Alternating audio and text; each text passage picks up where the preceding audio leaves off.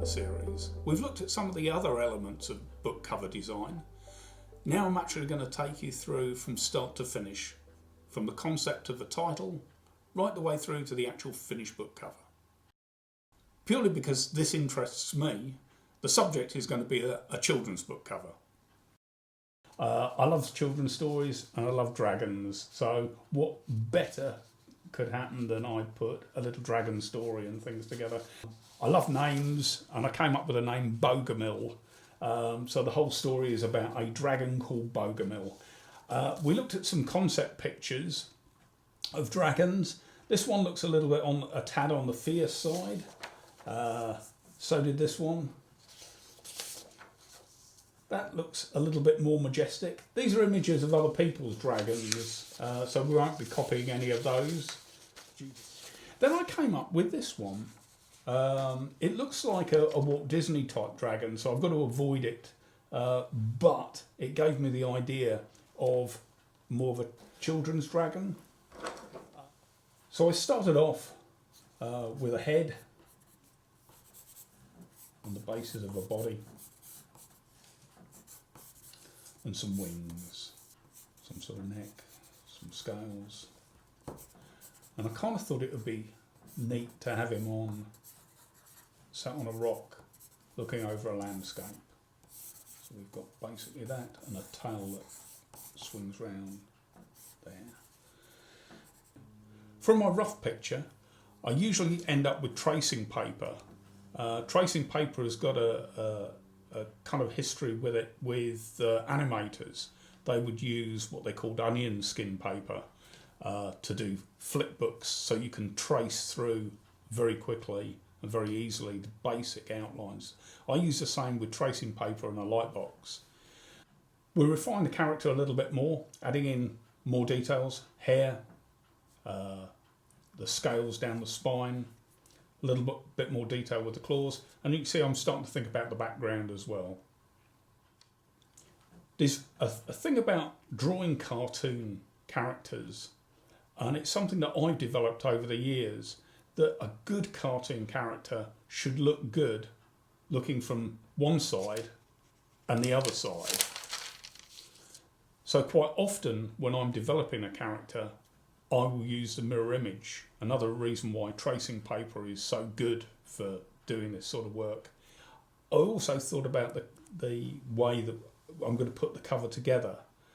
And when you see the final cover, you can see why I've kind of gone for the dragon looking into the page rather than the dragon looking out of the page. Just finishing off a few little details here. You can see that by the time we've got to the final illustration for the dragon, that we've got a degree of texture. I've used a watercolour pencil for the shading on here. I've used the watercolour pencil dry, but I like the way you use the texture of the paper to kind of give you a feel for the texture of the dragon scales. And I thought the Lost Lands of Bogomill, the title gives you an in on the story. Where are the lost lands? Why did he lose them? It just draws you in. So I thought with the Lost Lands, we'd create something of a lost landscape. Again, as we did with the dragon, I just really want basic shapes. We've got a landscape, and I've kind of drawn a bit of a road here that sort of draws you into the picture. The road will get wider as you get into it. And we've got a bit of a scene, so the road leads you through the picture. I've decided to do the landscape separately from the dragon because I don't really know quite on the book cover itself how big the dragon's going to be, how much landscape is going to be seen. So I like to keep it as flexible as I can so I can manoeuvre it round as I want to do it. It gives me options, and if you're working for a publisher, it gives the publisher options. And like the dragon, I use tracing paper to refine the image. I've used a bolder pen with this because I'm eventually going to trace it through onto watercolour paper to paint the image. I'm still not quite sure how I'm going to fit it together on the cover. So I go a little bit further one way and the other so as I can scale it up or scale it down as to how I feel it would look better. Again, it gives me options.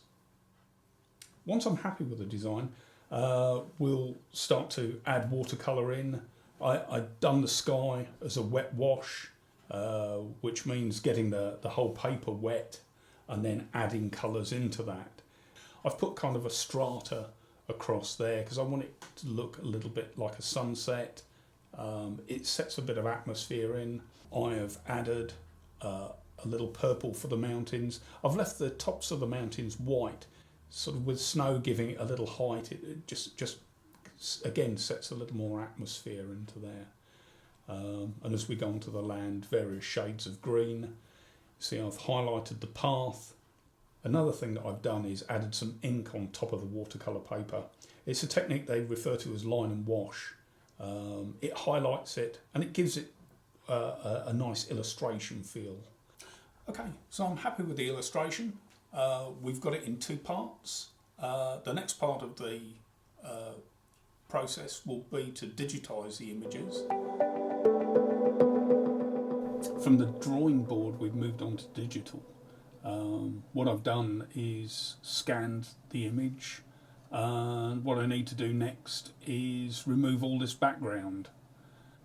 The only way that you can do that really is by having another colour underneath, so you can see that all the white bits have gone. And this is the screen of the dragon with the background removed. You get this sort of kind of funny checkerboard type effect. That just tells me that there's nothing behind it. Here we are with the background. I'm not going to make it transparent. The dragon's going to fit over the top of that. This is the program I use to put book covers together. You can see that on this side we've got the back of the book. You can see a little column down this middle here which will be for the spine of the book. These two little boxes here, one will be for the publisher's name, and this section here will need to be left white, which will be where the barcode goes. This is pretty standard with most books. So I've decided, putting the dragon in, that I don't need the whole of the dragon in the picture. The dragon is sat a little bit lower. You can see it sort of kind of falling off the page. That there's enough of the dragon in there for that not to be a problem. I've put some basic titles back in again. It's the same image as it was before, but I've decided to change the font colour, and I've gone for this kind of purpley colour. I sampled the colour from a part of the sky, so the colour for the font is sort of mirrored within the art itself. And now we're going to take a look at the next part of the process. Essential part of any book cover is the back blurb. And I would recommend to any authors is try and leave a question in the back blurb. How has this happened? Why did it all happen? What happened to him? And will he have the strength to win his birthright back? It's grab a question and it make the reader want to know the answers to that question. The last part of the process is just really finishing off. With the fonts, I've added a little shadow. I've made the text a little bit more three-dimensional. I've also added a few highlights behind the text to make the text stand away from the picture. And that really is it. That is how I would create a book cover for old Bogomill. Just a little insight into how I create book covers. Most book covers are very individual things. You don't normally get two that are the same. But it's a really fascinating job for me to do. And I've loved doing this for a good number of years. If you've got any questions, feel free to contact us on social media. I really hope you've enjoyed a little insight into how book covers are put together, and I hope you've enjoyed the series.